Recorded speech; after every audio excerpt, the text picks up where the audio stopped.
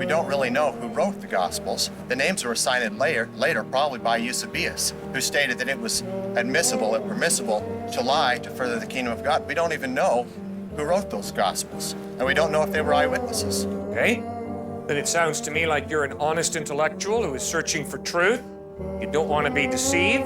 So I'm sure that you have put together some tests that you use to determine whether any document is historically reliable or not. Could you please give me those tests? Well, I think so. Or maybe a few. Without having time to collect my thoughts, I would say, first of all the claims made in the texts would have to be verified as being made at the time they claimed to make them. We need to know who wrote them.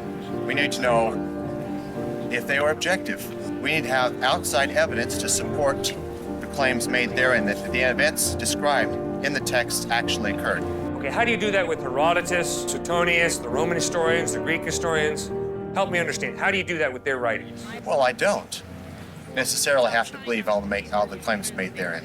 Okay, how do you do that with the history of the Middle Ages? Well, I guess you would say that you could analyze whatever text you're referring to and see, number one, if there are outrageous claims made in the texts, and two, if outside historical evidence that can be deemed objective confirms the statements made in those texts. Well, I think you've just wiped out the majority of history, right? Oh, I don't think so.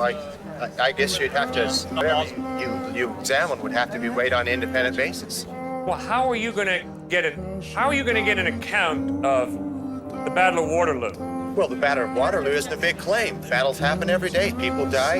They have political disputes, and people go to war. That's not an outrageous claim. Claiming that someone rose from the dead and is the supreme ruler of the universe is a big claim. See, that is a claim that has to be justified. How do you justify that? Well, I'm asking you that. Burden of proof, again, is on you. You're making the big claim. Yeah, but you see, the reason I can't answer you is because you're so squeamish on acceptable tests. So I know that however I answer you, you're going to say that's not enough. That's why I asked you first to give me the reliable criteria that you want met, and then I'm going to see if I can meet that criteria. First of all, I'm going to figure out, is that an honest criteria? And then I'll try and meet it to the best of my ability.